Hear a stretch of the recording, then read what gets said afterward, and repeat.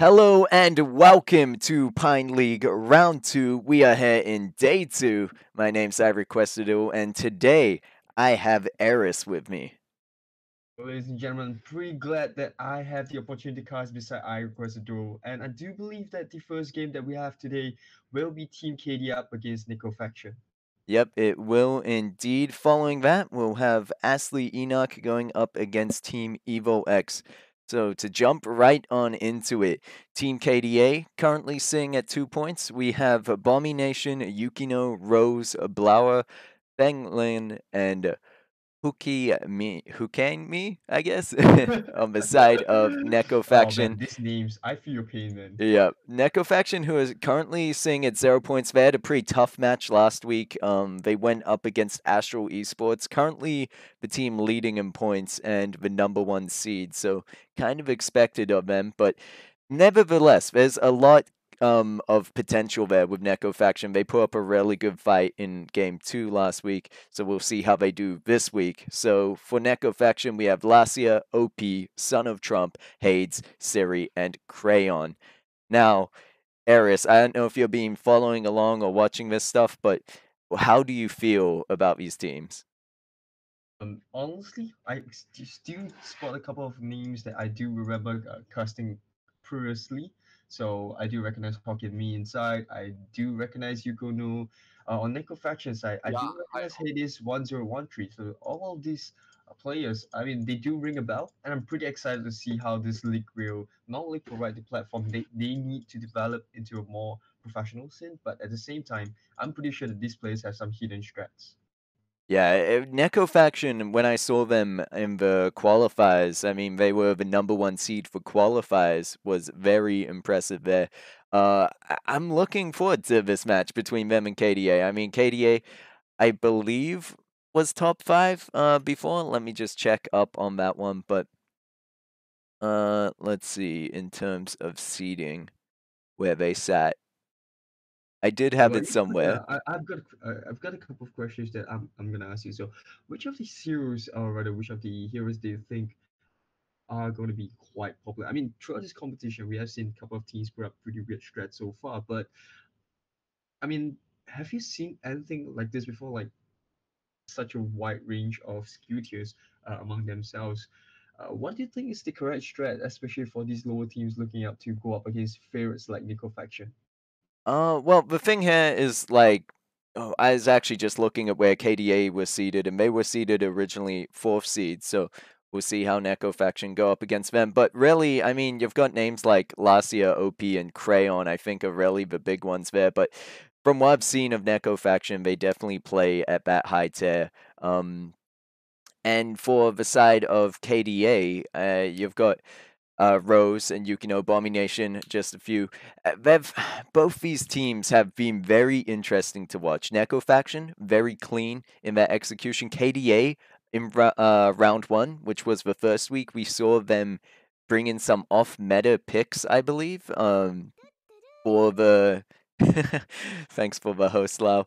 I need to turn that down. But yeah, we saw them bring in some off-meta picks, and they made it work. They got 2 wins with it off the back of it. They played like Tony support. It was Blau on Tony support as well as Inara support. So the question is if they're going to try and do these things to throw other teams off. It's very interesting when a team doesn't follow the meta and they can make it work out. It's what I tend to see, I would say EA teams do a lot, creating a meta.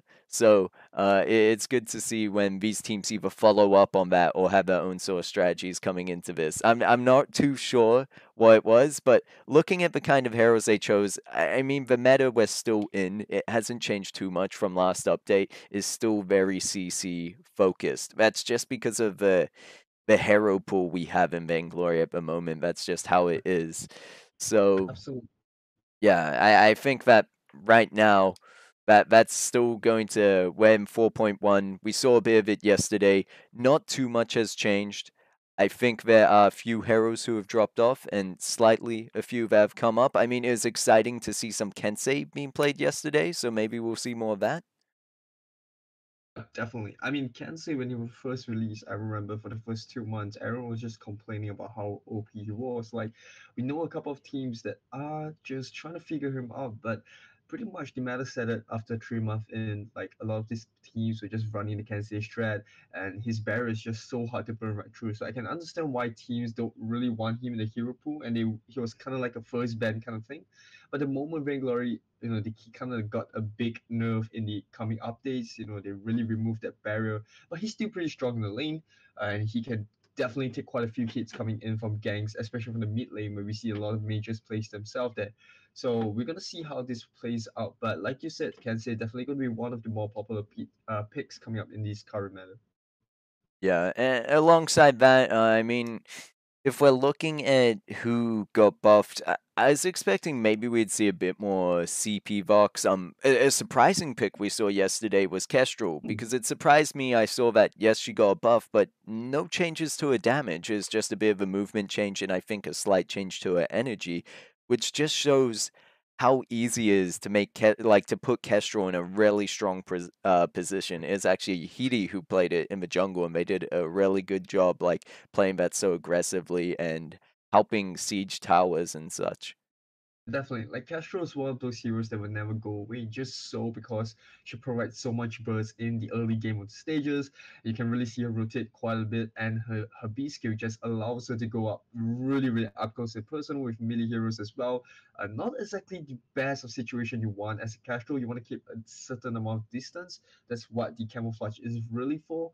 And obviously having the one shot one Q can contribute quite a lot, especially when you're split pushing down on the top of bottom lane, but you have a team engagement happening on the other side of the map. Not only can you split push, but you can still provide some sort of a team contribution in that team fight. So I guess this is why we see Castro coming really back up, especially with that buff that you mentioned.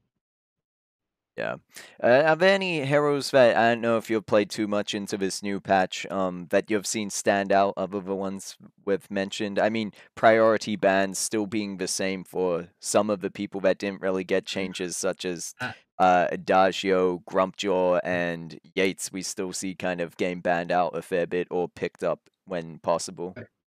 I mean, it's interesting that you mentioned Adagio because back in true, like that's how far back I was following actively. I still watch pro matches, but it's just I don't really play as much right now. Not that I don't really like the game, but some sort of heroes that I feel really still are viable in this current meta is Adagio. Just the fact that he has so much self-sustaining lane, and with Agent of Wrath, he can provide so much more damage, not only to himself as a support, rather as a carry, but to provide as a support as well to your other DPSs. I think that's something that's really, really viable and not and really how to put it, like the contribution he can make not only as a support for himself, but as a carry that's really important. That's what you want in off lane, especially at the top side. When you go up against like back in the past when you have Weapon Arden, you have CP Vox as well. You need to keep that range, but at the same time still get your last hits in. So I guess this is why you really want rather you want Adagio in one of your hero pool as well. You may not exactly use him immediately, but you never know when he can really come in handy. So it's really one of those pocket picks that can pull your opponents off guard, as it when you have him. Yeah, I really like the versatility you get with Adagio being able to, because you can play him, you can put him in that bot lane or the top. Either way really works for him. I think his range in early game plays a lot into that. Is quite strong. Now, in terms of if we're talking bot lane picks and talking range and such things, currently, I would say kinetic after the buff technically should be strong, but I wouldn't count out heroes like Gwen and Baron. I still think they're fairly viable. Gwen got a bit of a Really? Gwen got a bit of a damage reduction early on, I think, or maybe her is either her She got early or buffed. late game damage that got Right. reduced. She had a damage reduction just a little bit. Yeah. Just to balance off. Like she was way too OP. 2 3 patches ago, she was just bullying the heck out of lanes as well. So I can guess this is why SMC just decided to give her a slight buff, rather slight nerf. She's still really viable in the lane, but there's still better heroes to consider. Like I think Ringo is one of those really underrated heroes And that is now still viable, but not many teams are playing him. Yeah, and now they've actually given Ringo a update. However, it seems to be more CP focused for updates. So I wouldn't be surprised if we see more CP Ringos. Otherwise, his Hellfire Brew's just going to do slightly more damage in the early. But they gave him that crystal ratio increase up to 40% from 20. So, as well as increasing the damage per second on it, that is why I think this is his Hellfire Brew, his ultimate, and that's why I think we could see more CP Ringo stepping in. Um, Definitely. Like, I think one of the heroes that needs to get put back in the hero pool, now that we're talking about it as well, I think Alpha has fallen off quite a little bit, like a few patches ago. I really want to see her come back into the meta as well. I know it's irritating for teams to deal with. She's kind of a boring hero as yeah, well. Like, I mean, the reboot, like Termination Protocol, is just one of the most irritating ultimates to deal with. You kind of spend so much of your team's effort just to bring her down, and then like suddenly she goes back to full health if you don't bring her down again. So I can understand why teams find her a pain in the ass to deal with, but it's fun to see an alpha in the hero pool because what you get out of alpha is an early game aggression coming right in with prime directive, and not only that with core charge just providing that barrier as well. So you have a hero which has a lot of how to put it burst damage in her kit, and not only that with with her passive with allows the early rotations that you don't really see in most jungles. Like we know Grumjo when he first came out in 5v5, he was the rotations were just killing the heck out of these lower tier teams where you can practically pick a Grumjo and walk straight into your opponent with like maybe one or two supports and you could steal the heck out of like not only the gold tilt but the buff as well. So that's kind of a similar thing that you have with Alpha. It's just a little bit different because Alpha has fallen off quite a bit. Like teams start to know how to deal with Alpha as well. You kind of don't want to go with her. You pick a ranged carry like a Ringo or Gwen, and you just burst the heck out of her second life. So I really want to see her come back into the game again, but I guess we are in the game right now, so let's just go through the draft. Yep, so we have Neko faction on the left side, on your blue side, and that of Team KDA over on the red. First bands, as predicted, to kind of talk through before. That's who I was going to say instead of Grumpjaw as well as Semfing, is that we see, yeah, I got like Semfing and Grumpjaw mixed up, but it's Yates, Semfing, will most likely throughout all our games, we saw it yesterday, were the first two bands, and then the next two bands kind of go off wherever. I respect the Magnus ban, especially from red side. We actually saw yesterday Magnus picked up in both games, but that's just I know. I think it's still you need to ban Magnus out or priority pick him. We even saw what was it? Team one sec.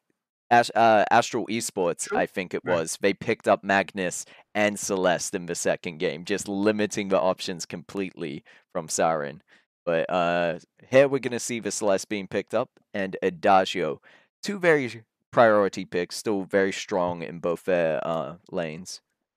We mentioned about Adagio as well, and I guess this is why KDA really wants to pick Adagio up. The thing that's good about Adagio is that he's so versatile, right? You can go CP on him, you can go weapon on him, and worst come to worst, if the opponent's draft calls for it, you can turn him into a support as a last pick as well. So I guess this is why one of the reasons why you pick up the Adagio. They went for the Arden as well, kind of similar strat right behind it. Like you can really convert him into a support if needed. But interestingly enough, on the side of Neko, they pick up the Reza, which means that KDA has to be really careful with their last few picks because Reza's just going to do a lot of damage on the back line.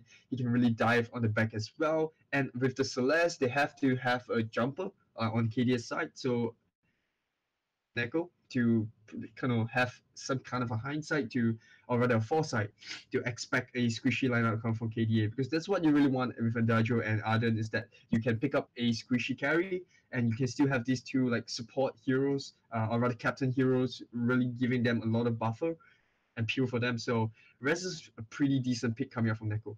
Yeah, it is a good pick, but being shown so early now gives KDA the chance to kind of counter pick against that. I mean, if anything, you're going to expect a squishy mid lane to come out of this at the end.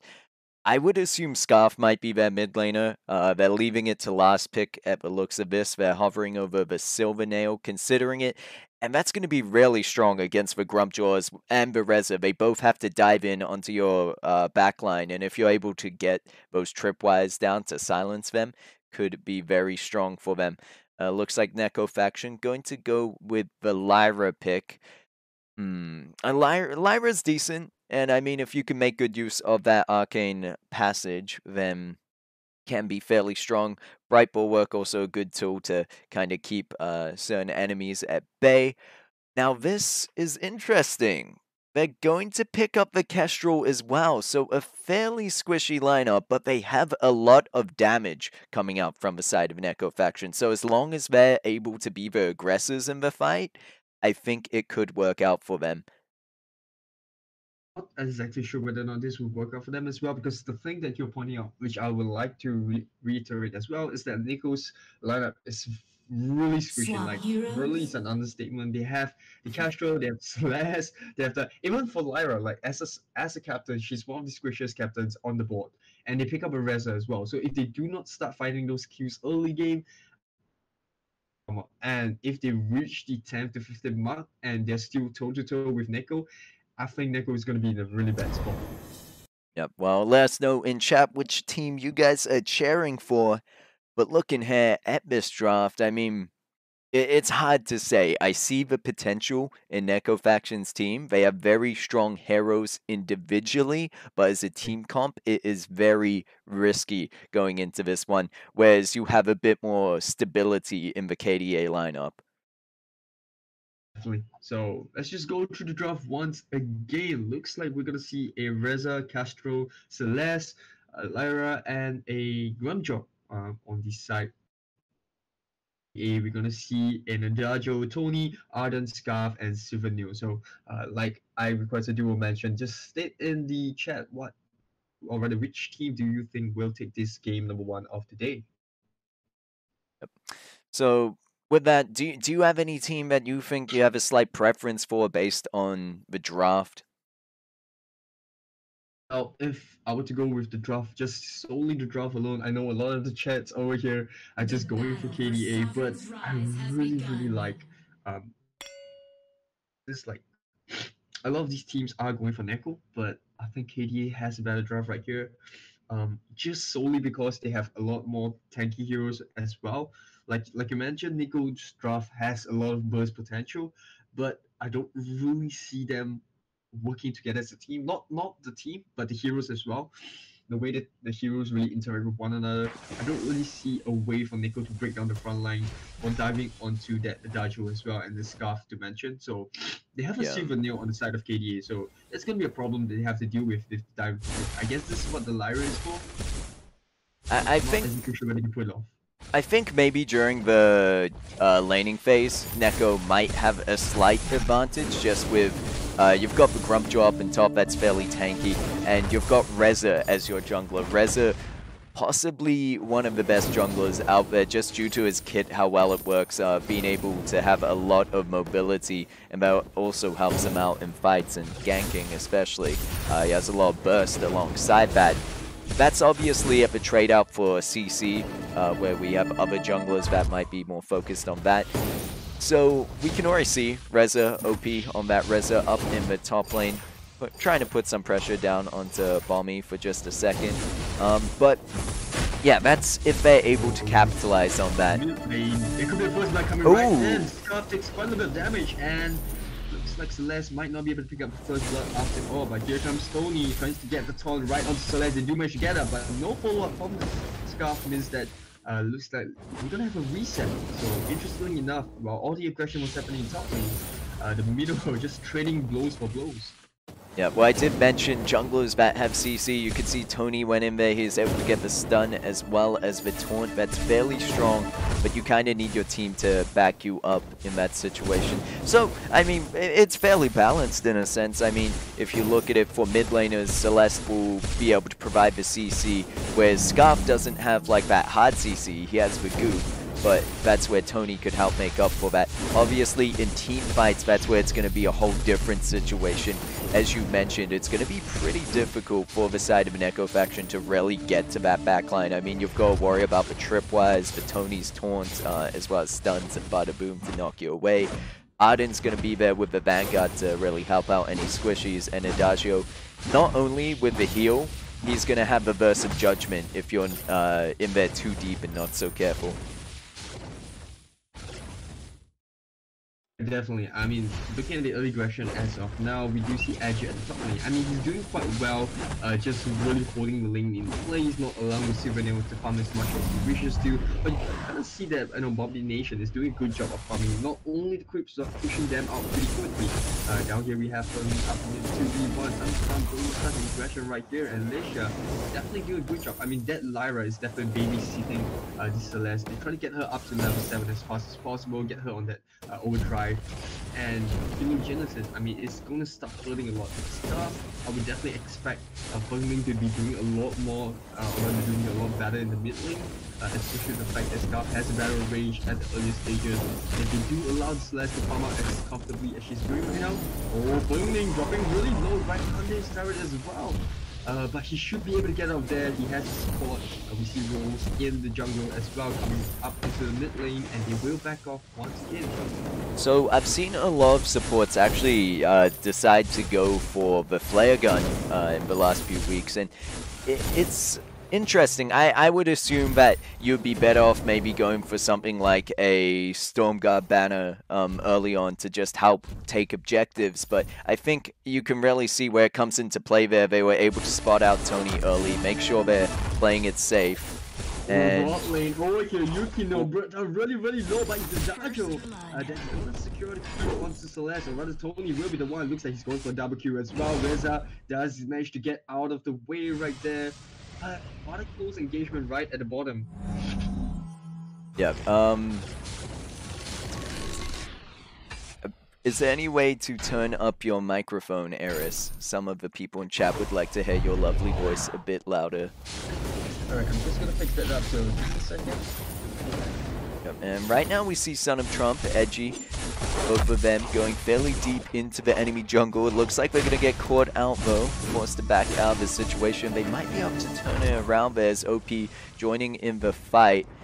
And looks like they could commit to this one. OP needs to be careful as he's already got that fire on him. Goop is dropped down. Now we'll see Rose in a bad situation. Could be caught out. Has Edgy chasing them down. Core Collapse lands. They get the stun and they pick up the kill. They're also going to be able to take away the enemy jungle with that one. So helping the side of Neko faction get ahead slightly. But so far, still fairly even. Only a small advantage towards them now. But look at this. OP catches out Fengling in that jungle. Is going to turn around on them. Goop is not going to save you there. A 1v3 situation. And SLlCE are going to be the one to pick up that kill. Now, putting them ahead at 1k gold. So 16k over 2. Actually 14.6. So almost a 1.5k lead there. It's alright for the start as we reach 6 minutes in. Not too sure if my co-caster is back yet. Eris, hello? Well, we'll see if when he gets back. So for now, as I said, after that, it looks like the team's just kind of fanning off, doing their own thing, focusing on the lanes. If we look over to the farm, slight difference in the mid lane. You can see that SLlCE ahead slightly. And right now, getting caught out with the Scarf needs to be careful, but the rest of the team is there. And other than that, I guess no noticeable farm difference. And I mean, it reflects in the gold. Only a 2k lead building up towards the side of Neko faction for now. Reaching that level 7 soon, at least for SLlCE, might be the first one to get there. Level ahead of Fengling, so looking good for them. And Flower does not have that gauntlet just yet. Alright, so there we go. Should be back right now. So there's going to be the Solar Storm. Does not connect. Fengling going to be able to back out safely. I believe I was told last week I was saying it wrong, that it's supposed to be like Fengling or Fanling. I have no clue, chat, really. They said something like, say it the same way you would say Sem Fang. So Fang, right. Fang Lin, then I guess maybe. most likely fangling over here, but attention right down into the bottom lane once again, and looks like Crayon not exactly doing well this lane. Yukino goes in, the Agent of Wrath as well, Rose gonna chase him right away, but look at Feng Ling, he's right in the middle there. His buff is just getting stolen by Reza. Nothing much that the very dragon can do. Oh, he could do something right there. And Actually, looks like secure the thing right there. Did Rose? Yes, they managed to. And Yukino gonna get caught out on the back of it. Badaboom to try save him. And there's gonna be the Never Formed Dene into the front line. But OP taking a lot of damage in return. Needs to be careful. One shot, one kill comes out. And there's going to be Arcane Passage over the wall, but no follow-up by the rest of the team. Crayon goes over, but it's a bit too late. Now they're trying to find a kill, but Reza going to go down before they can get Yukino down a sliver of health, and it looks like they're going to manage to be able to get the back alongside Fangling. And now pushing on to the mid turret is the rest of Neko faction. SLlCE and Son of Trump there. Might be able to get a bit of damage off, putting it below half for now. Core Collapse to get themselves out of there to safety, but there's going to be the Vanguard into the Dragon's Breath alongside Boots, but it gets turned around on them instantly. SLlCE able to pick up that kill. Right, I mean, that's just not showing the Celeste respect in any ways right there. They were a little bit greedy for it. Tried to go on, thought that, you know, without the Lyra, they could manage to pick up a kill right there, but nope. Halogenesis in your face, and they just gonna do so much damage right here right now. Like, level 8 is where they really need the Celeste to be. They finally got her up as well, but one interesting fact that I would like to point out is that Silver Neil on the top lane, he's been having a really easy time against this Grumjo as well. Like, we know Grumjo has no way to really deal with range heals, and Silver Neil just does perfect at that. Like, look at that, he's just farming all those crit farms up. 70 to 67, definitely holding his ground as well. And he's just gonna ask the Lyra to come right top. But look at how much damage he's dealing. Son of Trump down to half HP, and looks like Tony will come into the fight as well. Edgy trying to do his best to kill onto Rose, but Bobby Nation doing a good job of keeping them in track. Yeah, and Bommy always having those stakes set up to get the tripwires ready when they need to be. Meanwhile, it looks like OP down in the bot lane, trying to dive onto Yukino, is gonna go low. The burn is gonna get the kill. That's gonna be a kill over to the side of KDA, but now they've got Crayon and SLlCE to deal with. Pretty hard to defend this one. I mean, you've got the Glimmer Shots, you've got the Heliogenesis coming in. They need to be careful. Fountain use, trying to save Yukino, but it's not going to be enough. Kestrel's going to be able to pick up that kill. They go on the chase. Glimmer Shots, Heliogenesis raining down yet again the double kill. And that's just such a deadly combo to deal with. It might have even been what we saw yesterday in the games we had. It's just, no, I know what it was. It would have been Kestrel and Gwen, but either way, adding a Kestrel to your jungle is just such, it's such a strong pick, and I don't know why it's only resurging now with only an energy boost and a movement boost. I mean, movement is fairly, get caught out with the vision for a second. But over in the top of the jungle, looks like Edgy might be able to escape that one. Dragon's Breath comes out, OP gets stunned, and they manage to get the Troublemaker over the wall, so just barely. Neko faction managed to save a few members there as they get back to safety. But one shot, one kill, going to pick up the Scarf. That vision in the jungle, so deep, manages to help them pick up that kill, but as I was saying, this Kestrel is just like, it's such a good pick that we're even seeing it weapon. We don't need to see it CP. Like, weapon is still more than, I think in a lot of cases, weapon is better because you have that ability to go invisible when need be. And she still has the damage you need with those Glimmer Shots. And point proven with the one-shot kill. Definitely, like, that's the reason why you want Kestrel in as well. We mentioned at the start with the one-shot one kill, despite not making a fight, that she can definitely still contribute. But definitely we see the contribution that Crayon is adding to these team fights, like the burst that she provides. Looks like that's the issue with that KDA have on their hands right now. They can't really deal with the burst, or rather the burst potential on the team. And so chat is mentioning that they can't really hear me. I'm not sure if it's my end, I can fix it, but we have to run for it right now, so just be patient with us. Yeah, I can turn it up slightly here, but chat, you guys know I'm a streamer, you guys know you're messing up my settings. Okay, let's see. Down in the top lane now, rather in the mid lane itself. Oh, with Solar Storm nearly catches the Scarf right there, but he will be able to get off life. And look at that, they can't even reach the SLlCE, but in the top lane, oh, we have Reza going right in, managed to secure the tower as well. Gramtron gets lifted up, but he will definitely go for 1v Nation on the Silver. Neo tries to get his way out of it, but look at the damage that the Reza is taking a lot from Rose as well. And they're just trying to re-engage one more time. Actually going with the burst. They do manage to secure Zero Neo, and Tony is the next target. And look at it, he's trying to make his way out of there. How much can he tank out of these two combo? One burst on the Reza, and Gramjar goes right in. And not only that, SLlCE comes right in. Star Collapse nearly catches him as well. But it's the Gramjar that will catch the kill. Oh, he could fall to turret. Oh, he nearly makes it out of there alive. Yeah, oh, what a chase onto them, and the rotation up from SLlCE. But now SLlCE in a dangerous position, actually. Might get caught out, but they do spot Yukino over the wall, so they'll be safe for now. While that was all happening, the rest of Neko faction were able to take that mid tower, and they chased KDA back into their jungle a fair bit. And this is what I was saying, looking at the team comps at the start, there is a lot of damage coming out from Neko faction, and they're definitely playing the aggressors this game.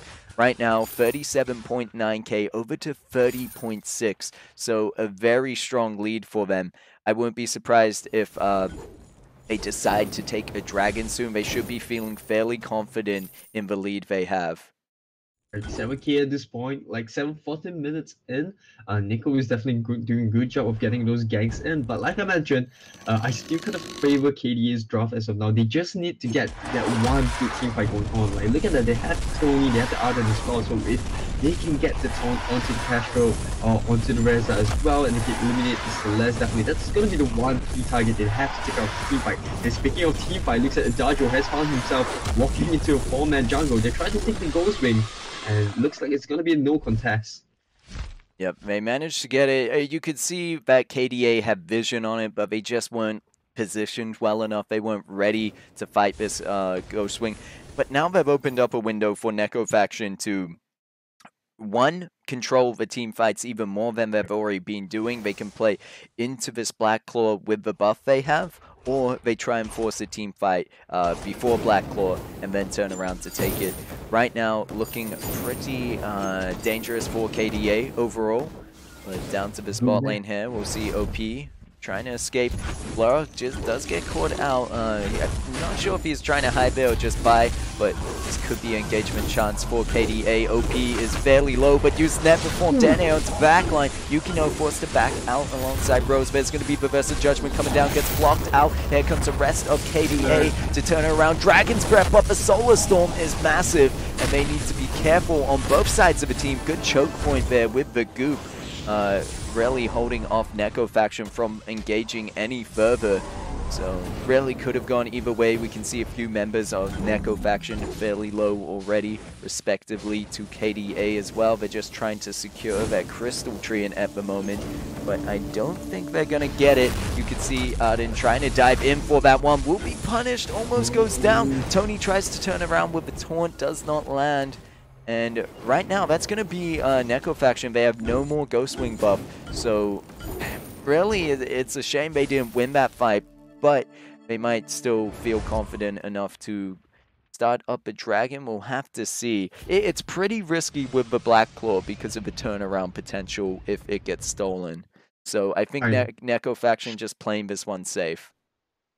But Neko was pretty smart as well, like you mentioned, them being a choke point for the Scarf on the group as well. So I think they kind of recognize the fact that Scarf still has decent amount of damage despite them being on the back foot. So I can see why they chose to back off right there. They were pretty contented as well, and they bought enough time for Crayon to take down the bottom tower. So despite not achieving much more with the Ghost Wing, at this point of time, they're definitely way up high in terms of net worth. Look at that, they're close to being 11 or rather 10k, or they just made it 10k, so they might be going for the Black Claw. I'm not exactly sure they want to do that as well. Arden has his gauntlet in 15 seconds, so they just have to wait a little bit more, do a bit of split push. They have the Castro, no need to really commit into team fight. And like I said, in terms of team fight, I kind of favor KDA. Unless Son of Trump, which is already doing a good job of keeping his team alive, definitely will have the upper hand with the Lyra's heal as well.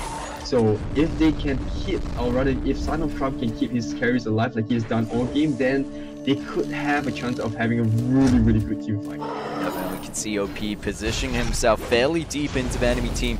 And they're going to run back through that group. Bada Boom used in an interesting fashion, just trying to go right into the front line. Solar Storm turns around. Adagio going to dive in deep, gets blocked out though. SLlCE able to pick up a kill. Dragon's Breath comes out from the side of KDA. The portal puts everyone at the backline of at the backline of Neko faction, and they're just going to clean up from here. OP is diving onto the Scarf, picks up the kill, the triple kill for Edgy there on the Grumpjaw, and an ace with no casualties for Neko faction. And really, that portal by Son of Trump, I assume that is really what turned it around for them. It could have gone, it could have backfired against them. They could have just destroyed SLlCE because of it, but you could see OP was so in their faces. The damage output from Crayon was insane, and Edgy just diving all up there, able to tank up a lot, definitely came into play. So Neko faction, big win on that team fight there.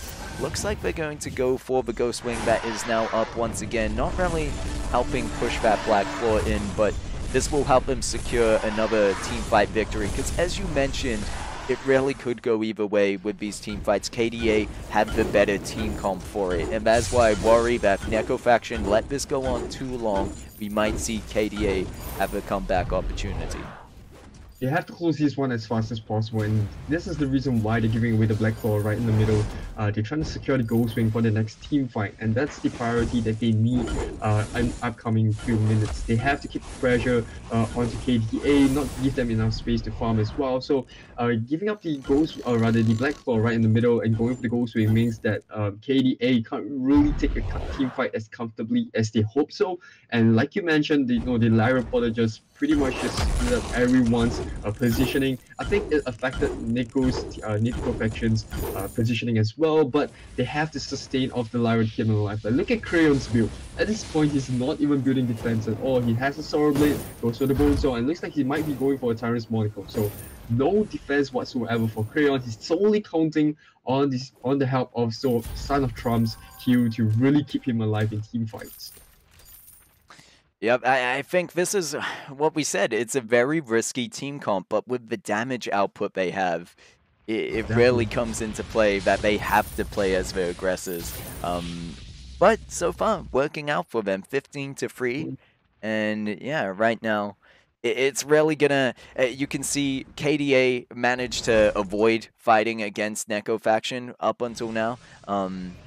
And I think that's really in the best interest for them, because now the Ghost Wing buff is over for Neko faction. Although they are still ahead, it's still going to be a bit of a... It really depends on the positioning in this fight and if anyone gets caught out alone. So we'll see here.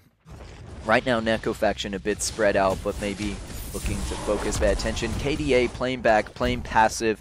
There's one option for them where at the 20-minute mark, if KDA decides to push it through further towards, say, around 25, gold becomes not really much of a... what's that, Portraits you said? No, just boots from Abomination, actually. And that of Rose. Unless Rose has... Yeah, Rose has War Treads. So they have a second pair of War Treads here on Blur if they want to disengage, which we might see in a second. But as I was saying, KDA might decide to play this one more passive, hold back, and just let that gold lead decrease the gold deficit between the two teams. And then when they get towards their full builds, they'll have a much stronger team comp on their hands and a much higher chance at being able to turn this around. But so far, that mid lane, that bot lane really haven't been touched. The only lane they were able to get was a top tower for them, or in their case, their bot side. Like, surprisingly enough, like KDA, even though they saw the Reza and Castro, they didn't decide to go for the gang as well. Like, Ramja showed himself in the top lane, and they knew that the Ghost Wing buff, they should have known that the Ghost Wing buff was already about to be down, so they could have just gone for the pick-off right there. But I think psychologically, KDA is kind of affected at this point of time. They're really afraid of dropping in a team fight, so I guess this is why they tried to... Oh my lord, SLlCE! The triple core collapse! The damage coming out from those Helo Genesis, there's going to be the defensive, oh my god, cameraman, WSG, defensive gauntlet, but it's not going to be enough to save them. They managed to pick off Reza, however. The turnaround with the Dragon's Breath, is it enough? But SLlCE on the backline, still dropping the Heliogenesis down. Bommy is going to be next. The trade out, only 1-for-1 at this point. But oh my lord, Neko faction almost had that. Good use of the gauntlet to really get them out of there. They actually pulled OP in, separated him from the rest of the team, and were able to pick off that kill. But my lord, SLlCE. Damage was just insane right there. 3-man core collapse, and just to buy enough time for Crayon to get those shots, those gleaming shots on all 3 members on the side of KDA. That just wiped them out. That was just so bad positioning coming out for the whole team of KDA as well. Like, they have the Arden, they have the Tony, so there was not really a need for them to just climb together. Like, any one of them could have just picked up a member of Neko faction, but they were just standing so close, and they just bought the opportunity for SLlCE to just catch all 3 of them. So, wow, I'm just lost for words right there. Like, SLlCE just probably just made the best play of the game right there. Yeah, I mean, even though they weren't able to collect on it, we can see now Neko faction deciding to be proactive, go for the Black Claw. They can see the camera in the back of the pit. They're going to clear that one out fairly quickly. Ghostwing buff is over now, so they might consider stopping it, but half health on the Black Claw take is going to be reset. They leave it to be, maybe looking to focus on the fight instead. Solar Storm not really getting much out of it, but both teams together right now. Edgy just continuing on the Black Claw, actually. He doesn't really care. So the rest of Neko faction might look to turn around. They are going to be spawned out with a flare, so KDA know what's going on, but those Heliogenesis they need to be so careful of. We can see there's goop on the Black Claw, but will it be enough? No, there's not going to be a steal. OP goes in onto Yukino, and they're trying to find the Arden, never form DNA onto the backline there. They're in deep 1v4 situation, needs to be careful, but Crayon is there, putting the glimmer shots downrange. They pick up a kill onto the Silver Nail, and there's going to be the double kill, as well as Celeste finding the pick onto, I believe, the Scarf, maybe. Either way, Neko faction destroying right now. The Solar Storm comes on through to help take that tower. Black Claw full health pushing in. They dive onto the Tony, who tries to hold his ground, but there is nothing to hold onto as they push into the base. No one is down on the side of Neko faction, and that is going to be game number 1. My lord, 20-4. Neko faction, that team comp, just so much damage everywhere. They show us that you take this very, what we thought might be a risky, might be a too squishy comp, and they just show us the potential that you have when played well.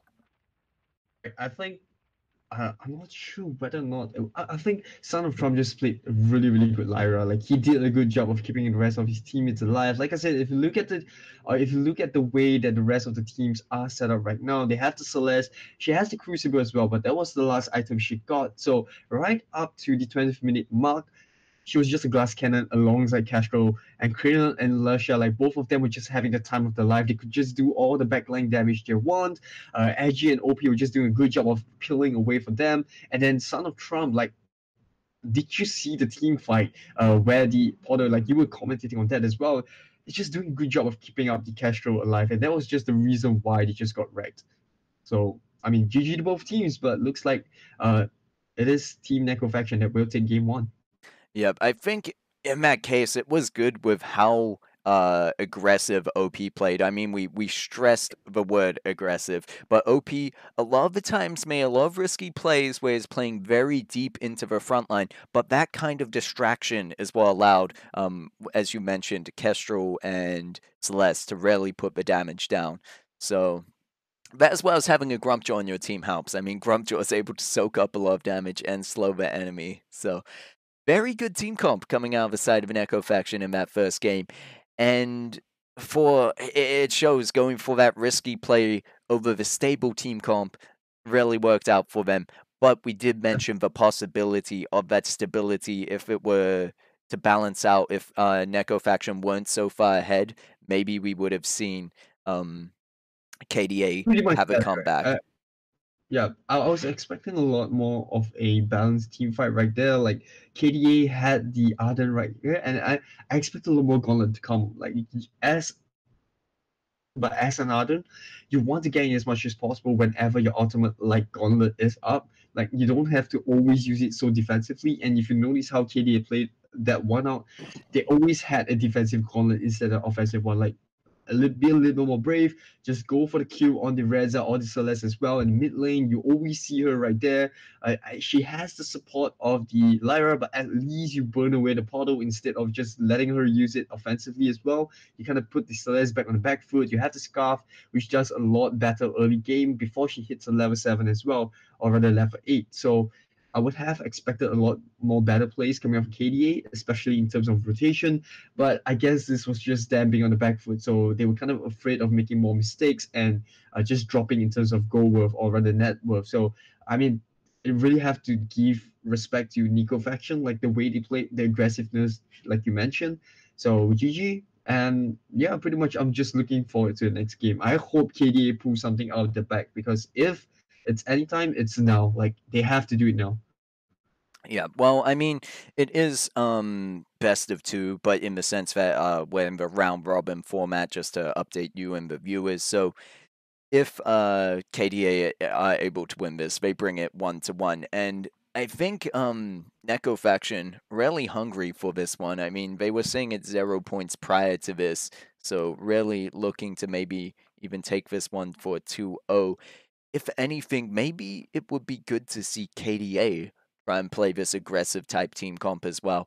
I think if we look at standard meta, it is really about burst and CC. They had the CC on their team, but I think they were lacking Again, slightly in the damage. there's so much CC on the place. I mean, they had Tony, they had Arden, and I'm not exactly sure what you want more out of Team CC. Maybe add a Yates inside as well, but Yates was already taken out of the pool.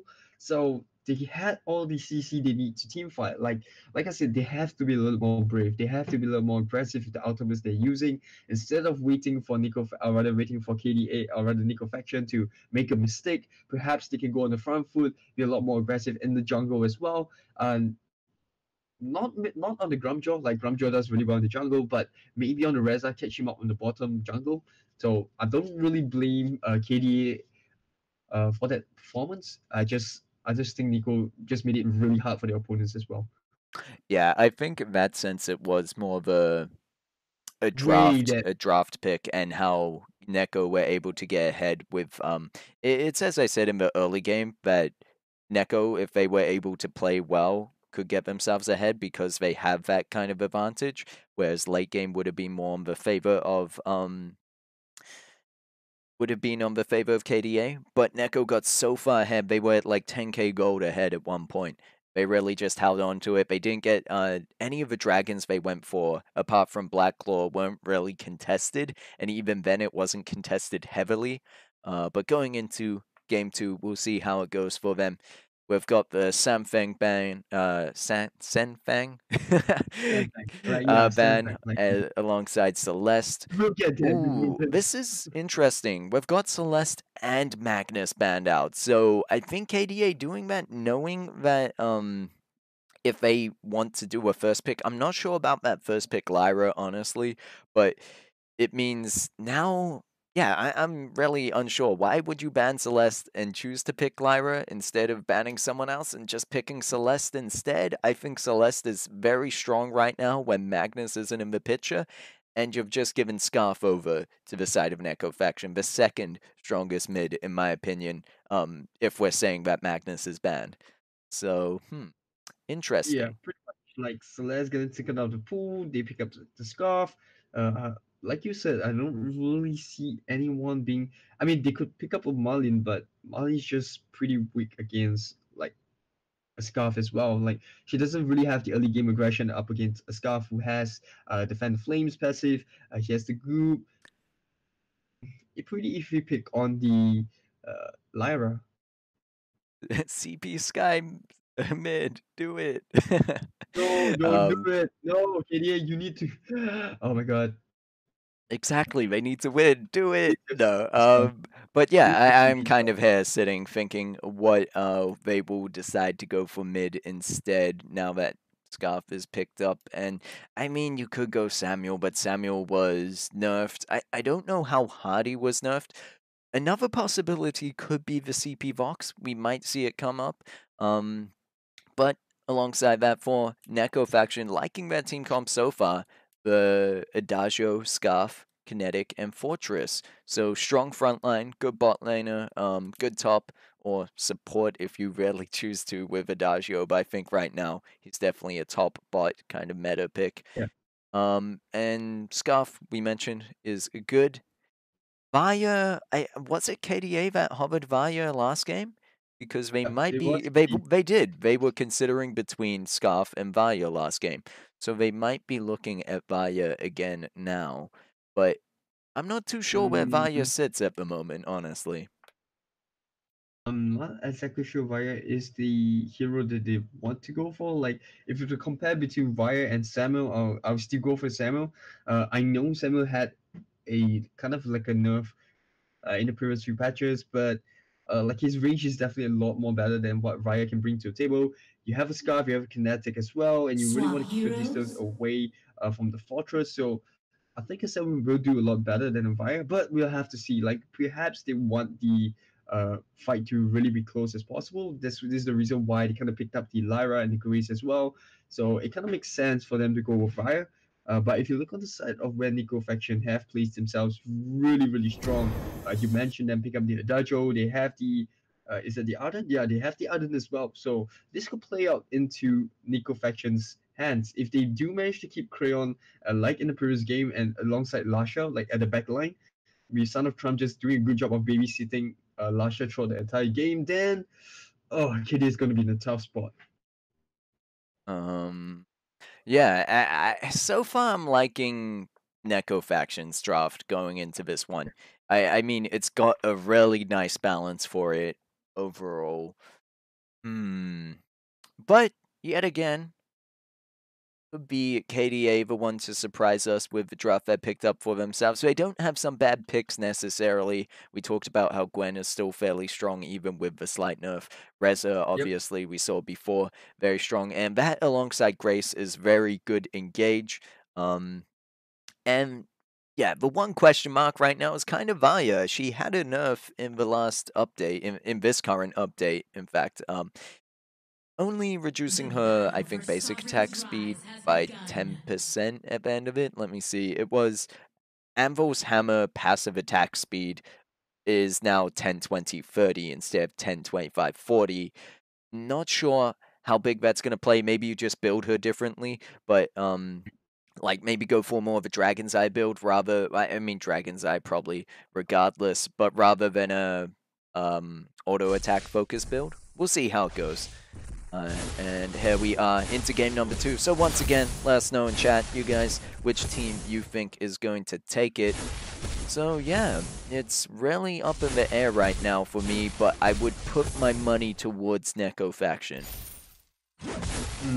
We have to see how the early game plays out, right? Look at Yukino on top lane. She's just trying to bully onto this Kinetic. Look at that, like last year. Just takes 3 hits and is already down to half HP. So if she can keep up this aggression as well, as the Reza comes up top, Lasha could be in a really bad spot.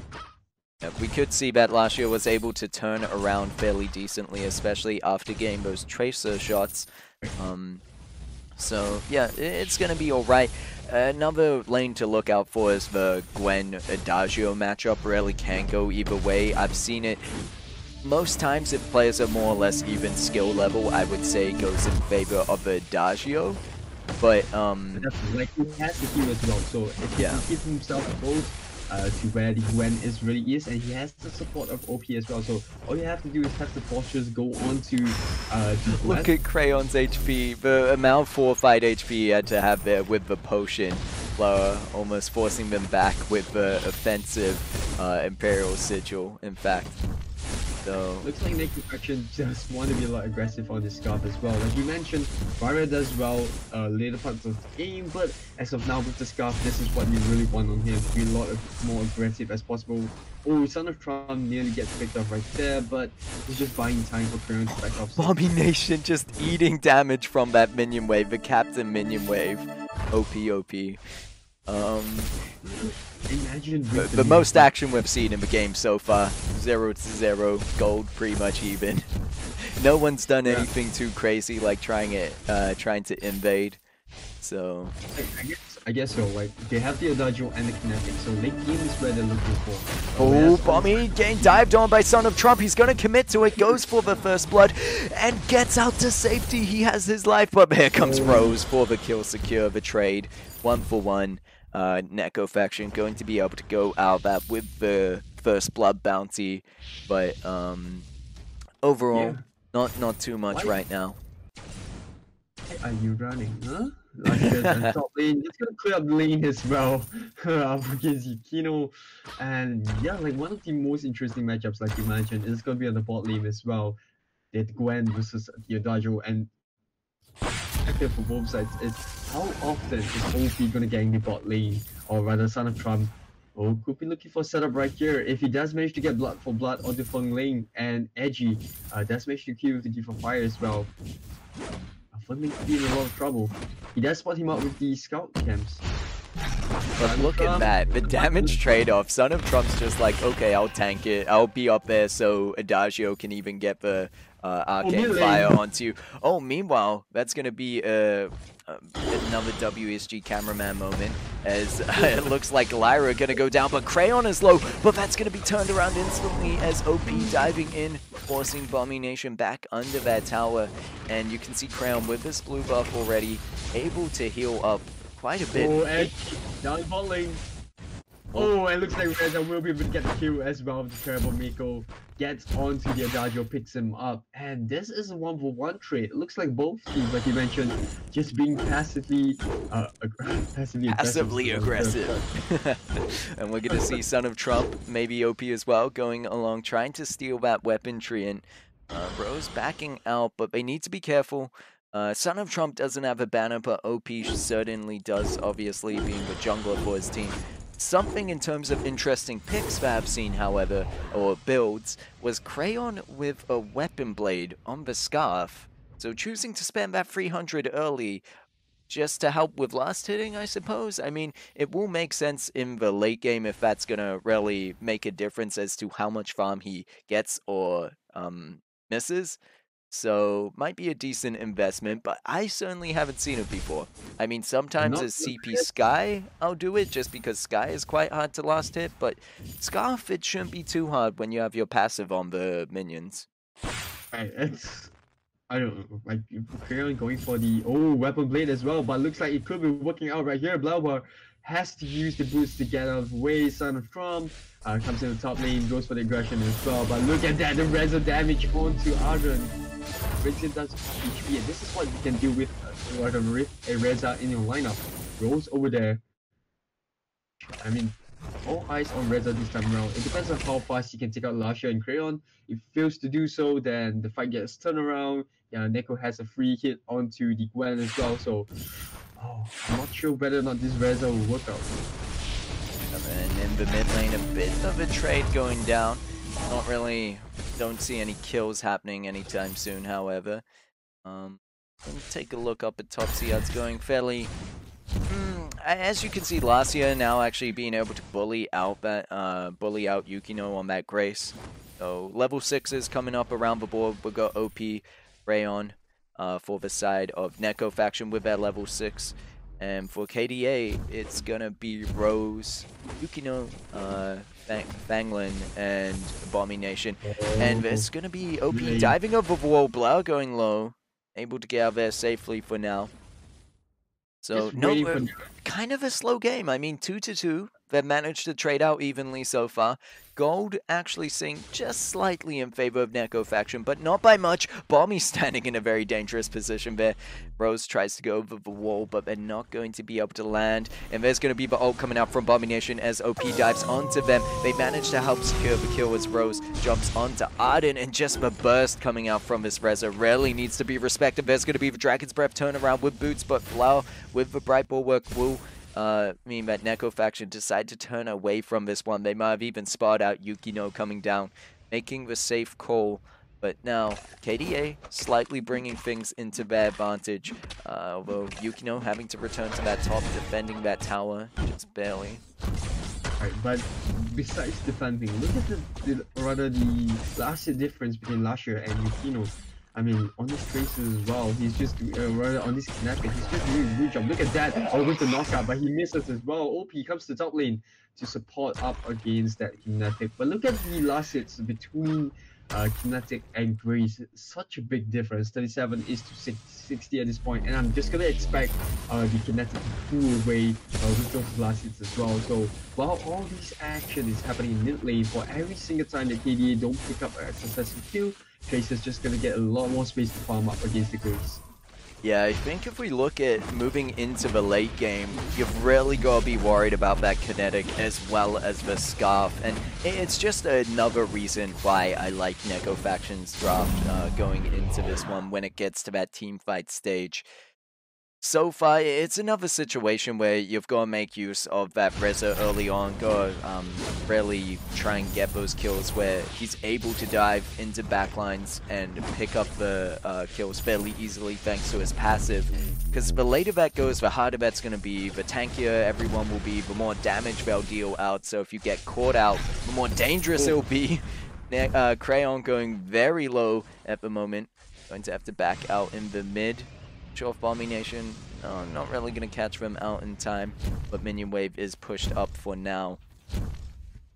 Oh, look at top lane as well. OP once again, just trying to buy enough time for Kinetic to farm right up. Like, Fortune is just doing a good job by rotating between from the top to the bottom lane as well, making sure that they keep up enough aggression on the side lanes, don't allow the carry. But talking about aggression, KDA looking to go right in here. Lyra has the portal ready, but they will back off. The camera spots them out. Pretty good placement by Neko Faction right there to protect the Kinetic onto the top lane.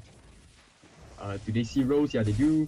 The Fortress is going to go on her as well. So this just buy time for the bot lane. Oh, 1v1 up against Feng Ling, dropping really, really low. Adagio going for the pick as well, but he fails to do so. That was pretty close and right there. But you know, not really where you want to be. Trying to come down from behind to support that team, but taking a lot of damage in return. You can see OP on the rotation catches out Rose, and they're going to go in deeper. Ultimate with that bonus damage now.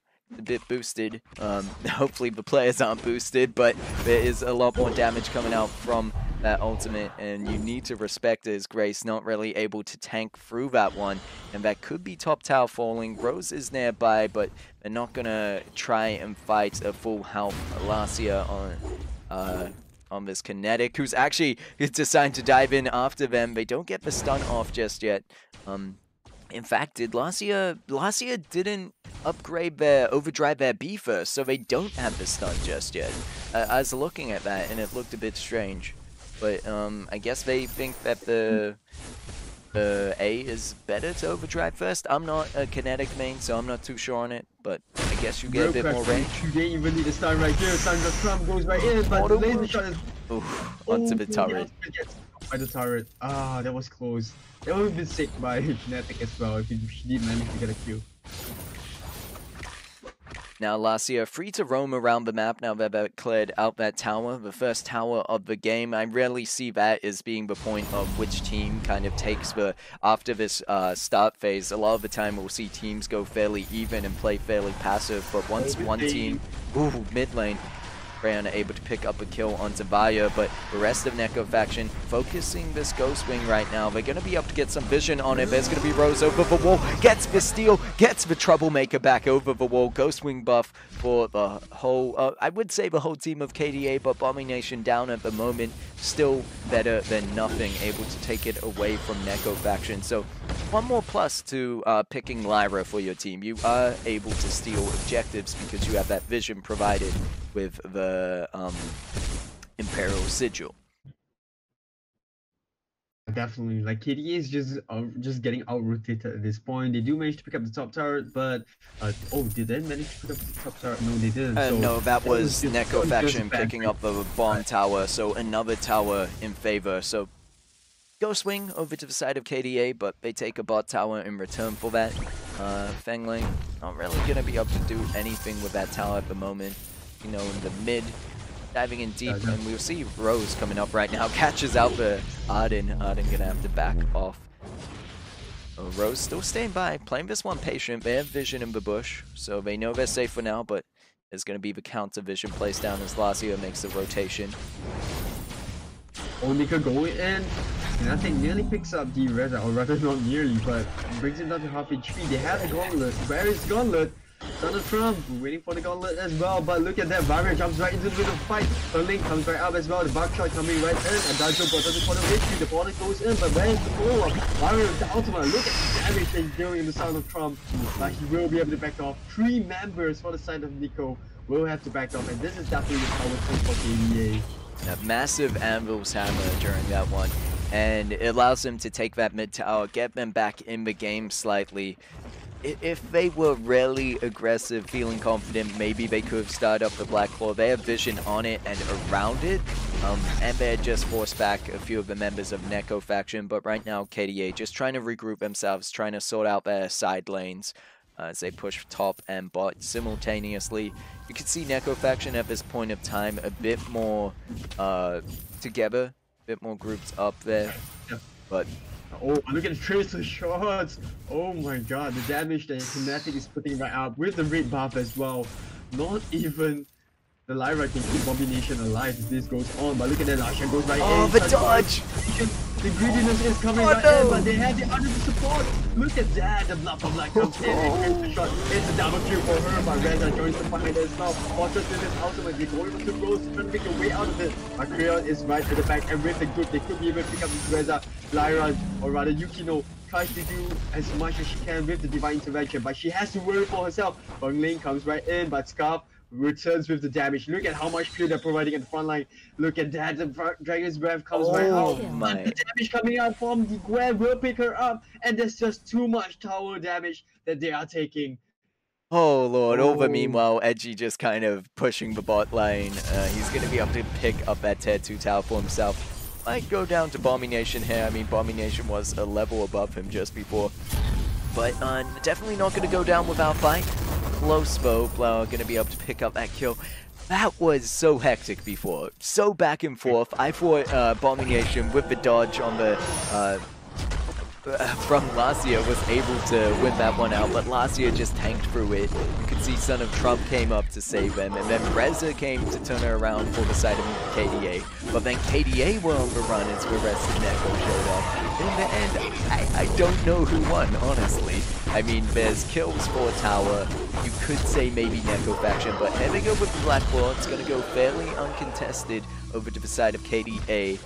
And now, actually, really working out well for them. Their mid lane looking fairly strong at the moment. They really haven't taken any tower damage up to this point, but question is, are they going to make the most of it, or are they just going to let Neko faction burn it down? It's probably going to be an opportunity for them to just go for Ghost Wing uncontested, and it looks like that's going to be the decision, as Reza up in the top lane going to be balancing that out. And they have more than enough damage right now on the Dragon. So 8-8 yet again. We are tied for score. Gold very close. In fact, it's actually KDA behind slightly, 41.2k over to 43.2. Edgy needs to be careful there. Probably doesn't want to stick around that tower for too long. Good vision right now by Neko faction, putting it in that Riverside shop, so they know, and they're going to be able to clear out the vision near their blue. So yeah, they're fairly safe on that bot side for now. If you look at the last fight, I just want to bring the attention right there. Like, Neko faction could have just backed off after picking up the Reza as well. There was no need for them to just go onto the back line and be greedy with the pick onto Combination. So I'm not exactly sure whether that was the best one for Neko, but I thought it was the best of it. Look at that, the knockout coming in from the Graves, and they're trying to pick up Son from right there, but look at the back line, Combination taking up so much damage, and looks like the Gauntlet will be late. Son of Trump, what was that? I mean, it wasn't bad, but it didn't really catch anyone out inside it. It was just more of a net to stop KDA from advancing. So that's going to be another 90 seconds, a very long cooldown, in fact, before they can use that again. But right now, no dragons up at the moment. In fact, it's better for them if they don't fight KDA. KDA still with that Ghost Wing buff, but only for a second. Will go down probably mid-fight right now. So Yukino dives into the front line, trying to do something. Doesn't really use or find the knock up there, as they may have been stunned out during that. But the minions, a big minion wave up in this top lane, going to be pushing on through. So they have good side lane management right now. Could go for engagement as the war treads are used onto Son of Trump and Crown, who are caught out alone. Massive arcane passive into the backline to help pick up that scarf, and just 5v2 situation as they catch out Neko faction. Very good use of just taking the opportunity that's presented to them, taking use of the mispositioning from Neko faction that's presented, and it allows them to pick up a tier 2 tower. So KDA really, I would say coming back in this game, but it's been fairly back and forth that KDA just starting to take the lead, in fact. See Bangling on this bot tower with the minion wave, pushing onto it. OP is going to come along, and Gwen going fairly low. Imperial Sigil there to heal them up, but here's the rest of KDA. Can they push this tower down? Rose diving in deep, going to help secure that, but here's going to be the counter engage from Neko faction. LeCE, no one is checking them. There's the Verse of Judgment going in big, gets blocked out, but they're trying to chase down the Vaya. Gauntlet gets dropped. They secure the kill onto the Lyra as well. Dragon's Breath to chase down, putting damage through, and they're going to pick up the Gwen for the double. Neko faction, once again, it's so back and forth this game. Ghost Wing landing just in time for them to capture this one, and it should be a fairly smooth transition onto the Black Claw if they choose to. They should have, like, that was just good engagement coming up from Neko as well. I'm not really sure whether KDA knew that the fortress was just coming right up, and they managed to burst onto Fangling as well. And Domination was just removed from the fight so early in the game that, you know, Neko faction didn't really have to worry other than when not much damage as well. Rose couldn't dive in the back. Rose is the reason why KDA kind of lost that fight. Like, there was just so much, and it was just under the KDA's Neko's faction's power as well. So so many factors going in the way of going against KDA in that one. This is what I really like about Neko faction. When they get an objective or they get a lead, they play on it. But you can see KDA obviously having their own strengths previously when they were able to pick off the enemies. They play in a fairly similar fashion, but right now Neko faction really needed that Black Claw. If it was KDA who got it, they might have been able to end the game with only the base tower remaining for the side of Neko faction. Ghost Wing buff still up for another, I'd say, about 20 seconds or so, give or take. But Neko faction, they're going to be happy with the just starting to break down the mid lane, starting to regain control, you would hope. But I would say it still can go either way. What Neko faction needs to really work on is not getting caught out alone, because right now, right now they have a really good team comp together for that kind of engage. You saw last year wasn't checked when OP was up in the front line alongside Edgy, and that big AoE that has to be blocked out. You either have to block out the Gauntlet coming down from Arden or the Verse of Judgment, and blocking out one of the other leaves you vulnerable to etc. But you can see there are double Crucibles for the side of KDA, so as long as they communicate there, they should be fine. Oh my god, Rose just checking the jungle, gets bursted down instantly. And this is what I mean, the backline damage there that they have on Crayon and LeCE right now. Kind of similar situation to last game, where we saw them being the real big threats in the game. But you even have to respect the Fortress. Fortress is fairly tanky and can do a decent amount of burst. Especially when he uses Attack of the Pack. That's going to be a big go sign for them if they're able to capitalize on that and catch anyone out with that Gauntlet. They have the heroes that can definitely take the team fight, but Neko, with the higher amount of CC, means that KDA have to be really good in terms of the communications when they're going to use which Crucible, like you mentioned. So if they do manage to pick rather, I think that This positioning. Look at that. They're just going to go for the gank right here. Neko, he's waiting for the right time. The camera comes down, but they don't spot the 4-man stack up on the green. Oh, they're going on to blow her. Oh, he's trying to make his way out of it. They have Smaller, but he's just waiting for the right time to do it. Tracer going with the ultimate onto Bobby Nation. But they're just trying to chase or rather KDA away. Looks like they're going to go for the ghost ring. Yeah, and kind of smart decision to back out and very quickly start this one up, but you can see KDA have the vision on it. Once again, we've seen Reza do it before, get the steal, he goes in, uses the block, but oh, Neverform Dana is smart to get out there rather than trying to dash. He would have been caught in the possibly caught in the Ghost Wing pit. Good stun from Lacia over the wall onto Fengling as they try chase down OP in the front line. Needs to be careful of the return damage. Son of Trump dives in to try save him. There's going to be the Anvil's Hammer coming through from the Fire, playing big as they pick up a kill onto Arden. Here comes the rest of the team, but Crayon with the turnaround. Dragon's Breath chases them down. Fountain is not going to be enough to save you as Crayon dives on deep, picking up one kill. Adagio picking up another, and this is Neko faction pushing on into the Tier 2 tower, taking it down in seconds. Still 4v3 situation in favor of Neko faction. They can turn around and stop this Black Claw up, and it looks like OP will be the one to do so. There is some vision there from the side of KDA, but it would be fairly risky to go in and try and steal it. However, we might see Rose attempt it. 10 more seconds until the Neverform Den is up. He tried it on the Ghost Wing, so... Rose, you need to go now. Go now. You gotta respect the burst. Ooh, but there's Fanglan as well. But no, you can see Neko faction able to hold a decent front line. Adagio just kind of being there as a sentinel, being that vanguard for them. And now it's gonna be Black Claw.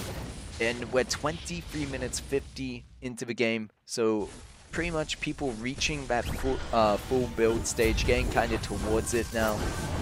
I'd say around 25 minutes we might be expecting some full builds to start. But look at this, KDA just destroying the Black Claw so quickly. Neko faction not really getting anything out of this.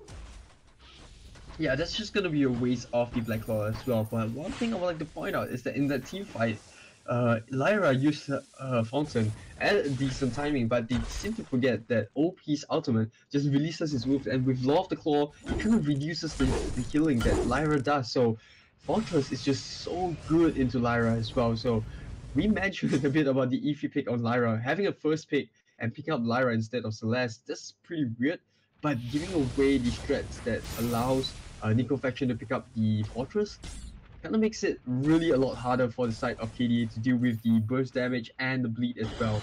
So it's starting to show, like the draft is starting to show why the Fortress is such a good pick into Lyra. Yeah, I mean there's also, ooh, as we see Blower getting caught out alone and is forced to portal out of there. Rose needs to be careful to not accidentally go through it. Lacia does though, and they're going to have to boots their way back out of it. Gauntlet gets dropped, stuns out two of them. Block is used, Yukino is going to go down instantly, and now it's all in favor of Neko faction, but they need to be careful of the Anvil's Hammer that's getting dropped down. There's going to be Son of Trump putting the Gauntlet onto the Vanguard onto Lacia to help him get out, but OP dives in as well as Lacia to pick up that kill onto Fangling. And now, once again, a 3v5 situation for Neko faction. They still have the minions pushing onto that tower. They have a lot of damage with them, but no one's really been checking Abomination. Abomination with damage coming out, the Chain Lightning as well. Son of Trump decides to stay behind to let his team escape, but was it enough as we see Rose on the chase? There's going to be the Neverform Den for it, and they go with the Mortal Wound onto... Oh my lord, there's going to be the double kill for Vaya. They managed to finally pick up the kill onto Kinetic, but the turnaround from Crayon, the double, the triple, and there's going to be Crayon bringing it home for the ace. However, Yukino up in just a second now to defend the base. Yukino is going to have to rush to that top that you mentioned and defend that, clear out that wave, but Ghost Wing should surely go over to the side of Neko faction now. The question is, are they going to wait for any more of their teammates to come up to help give them the buff, or if they just want to take this, making sure it doesn't go into the hands of KDA? I'm not sure whether this is the best time for KDA to contest it. Exactly, they have Scarf as well, and in 15 seconds he's gonna have his Dragon's Breath. So look at that. I really like the way that, you know, Neko faction backed off right here. So that's pretty good. So Yeah. they kind of know that it's risky for them to take it. If they lose the gold swing, then in the next team fight, KDA could definitely turn it around. But with the scarf, you don't really have to push it. At this point, they have the superiority in terms of damage. Given KDA do have a lot of burst, especially with Reza and Gwen, but look at how much burst they have with OP. Like he can pretty much set the tone of how Neko Faction want to take this fight. And the moment that Fortress dives right in, all they have to do is have Son of Trump protecting Lusha and Crayon. I mean, that's just a bit too much to ask for, but Scarf can pretty much stay at the back. And all they have to do is just protect Lasha on this kinetic, and they're pretty set to go. They have the gauntlet as well, which you can see Son of Trump just buying enough time. He's waiting for the right time to use his gauntlet as well. He could pretty much get the 5-man gauntlet right here. Yeah, but the team probably not in a good position just yet. I think trying to bring them up through this choke point could be good, as we see Crayon getting a lot of damage with that Spitfire into the group. Ace is high to turn around, trying to stop the engage from Neko Faction, and they find OP dived in too deep without the rest of his team. Now KDA might be on the lookout to go in for the engagement. Arcane Passage goes in, but actually pulls Yukino back, and there's going to be the gauntlet to try stop the engage, but they find the kills onto Adagio and onto the Arden.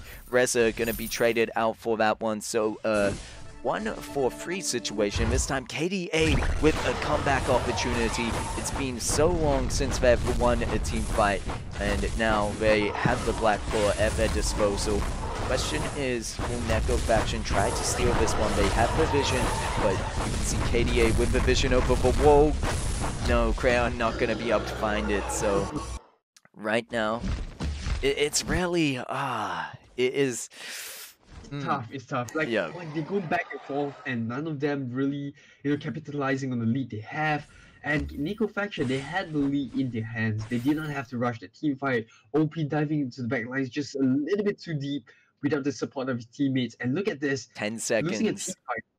10 Oh, seconds KDA. until Son of Trump and Edgy are back up, and they're going to make the engagement. That's Yukino onto the kinetic, and without the rest of the team to frontline is taking a lot of damage, and they might go down. They pop the reflex. They need to be careful of the Anvil's hammer that's dropping down. They managed to make it back to the base, but the Black Claw going onto the crystal. What can they do if it's still working on a Crayon trying to defend as best as he can alongside Rose, but they can't make it happen, and I don't know if that's going to be game number 2 going over to KDA.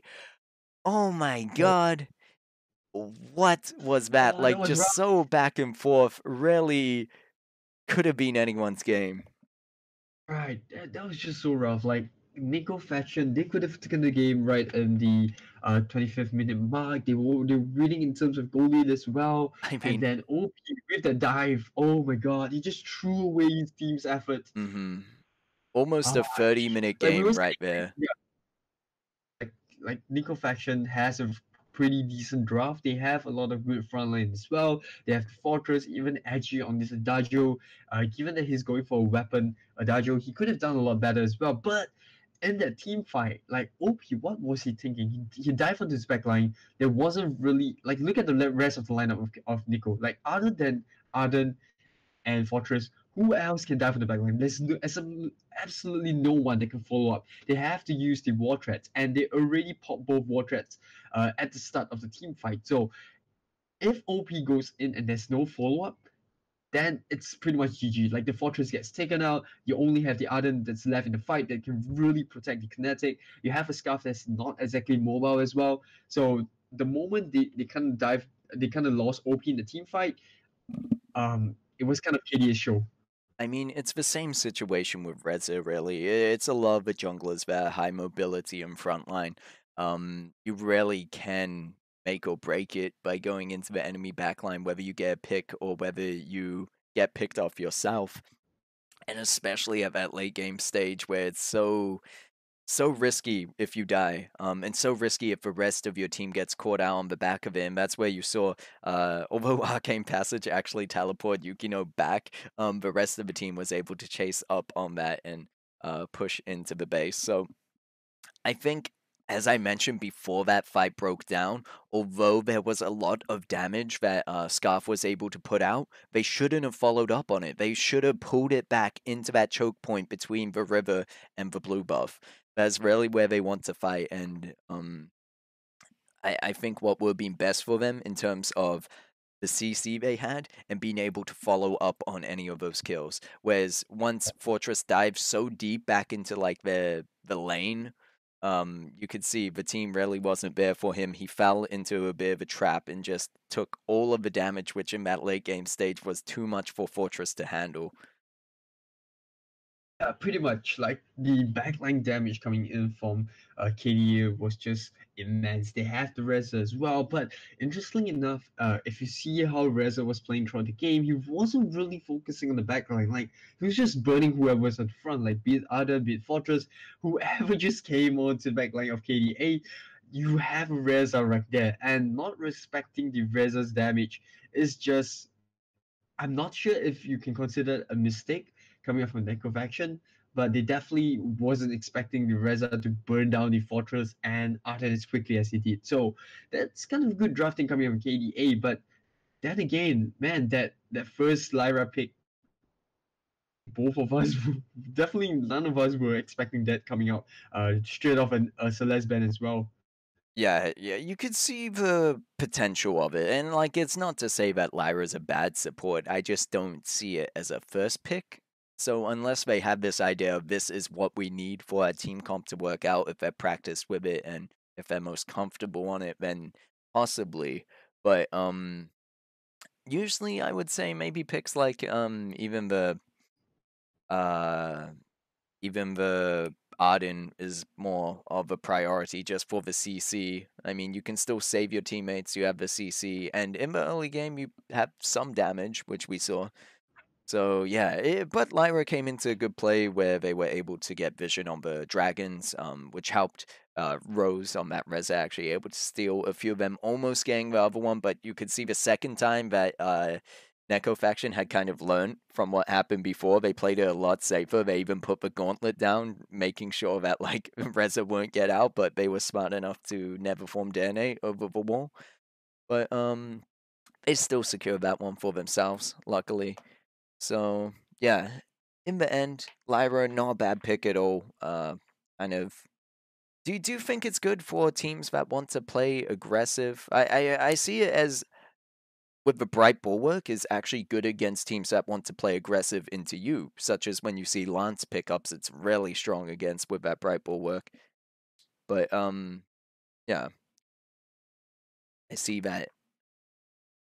It seems that Eris is on mute for a second, so I'm just talking to myself or I'm talking to chat. What do you guys think, chat? But I guess as we get these teams together, as we get them ready, which they should be ready already, but we'll give them another 5 minutes. We will be back. Take a short break. So stick around for that. Is going to be Astley Enoch going up against Team Evil X. So we'll see you guys shortly.